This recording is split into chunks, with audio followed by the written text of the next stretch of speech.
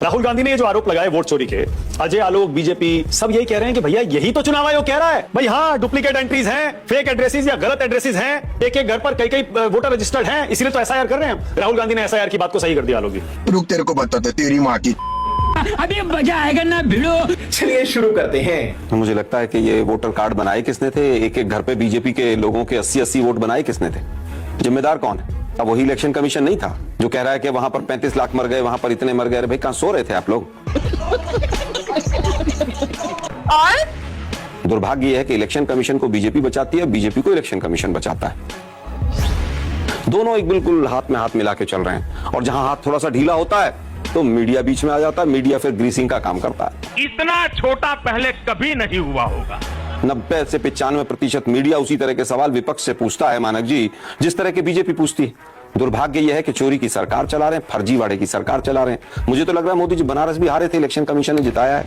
बनारस की voter list complete digital form में जो पढ़ी जा सके वो दे दीजिए, मोदी जी हारे हुए हैं।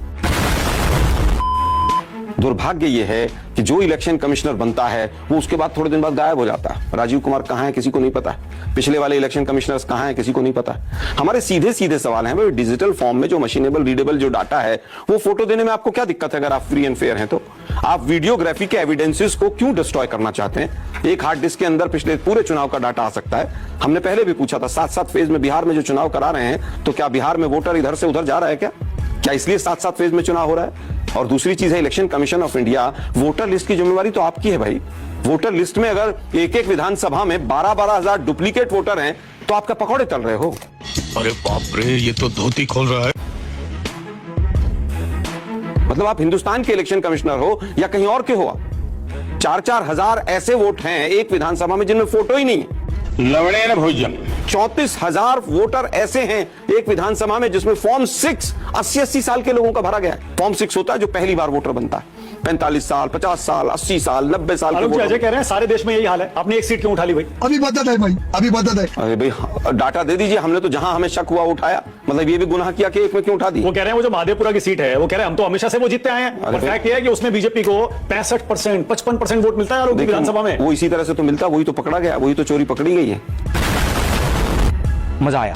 अब एक घर में सिंगल रूम का फ्लैट, रहने वाला बंगाल का आदमी, वो कह रहा है मैं 1 महीने पहले आया हूं, उस पर पहले ताला लगा हुआ था, 81 वोट हैं। टाइम्स ऑफ इंडिया ग्रुप का कैमरा गया वहां पर, उसने कहा जी 81 वोट इस घर में बने हुए एक कमरे में। यही हाल दिल्ली का था।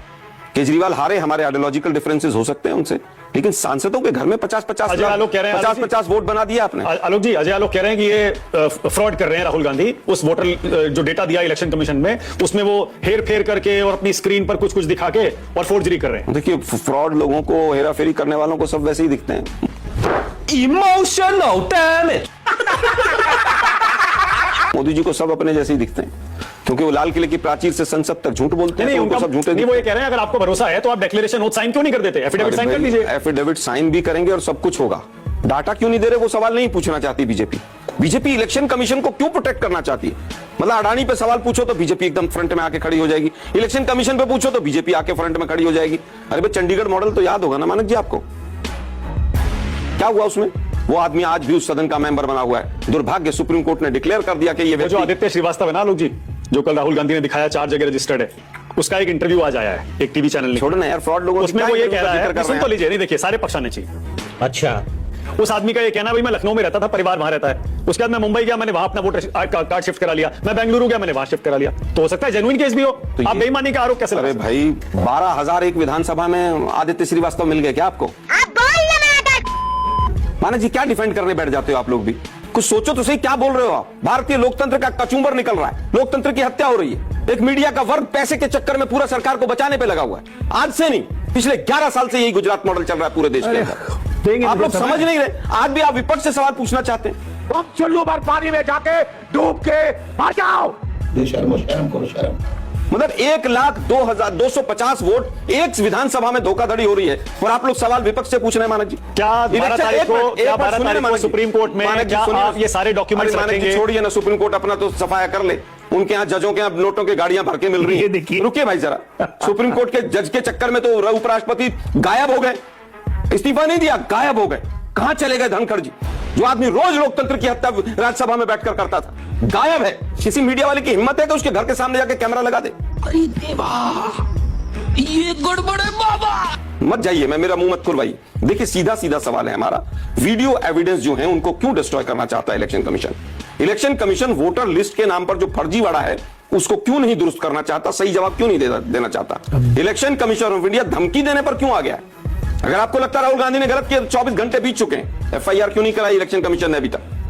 4 लोग बैठ जाते हैं टीवी स्टूडियो में कहीं का कहीं भानुमति का कुनबा जोड़ के, और बीजेपी जो है पूरी तरह से हर चीज को हाईजैक करके चल ठीक रही है, है। ओके। ये बिक गई है गवर्नमेंट। अब गवर्नमेंट में कुछ नहीं है। Alok ji, Election Commission of India BJP के पिट्ठू की तरह काम कर रहा है, एजेंट की तरह काम कर रहा है। मैं शब्द इस्तेमाल कर रहा हूं कि पिट्ठू की तरह काम कर रहा है। क्या इनको हजारों करोड़ रुपया तो नहीं मिलता? ये जांच होनी चाहिए।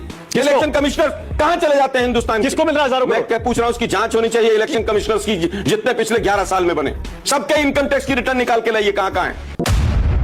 खत्म।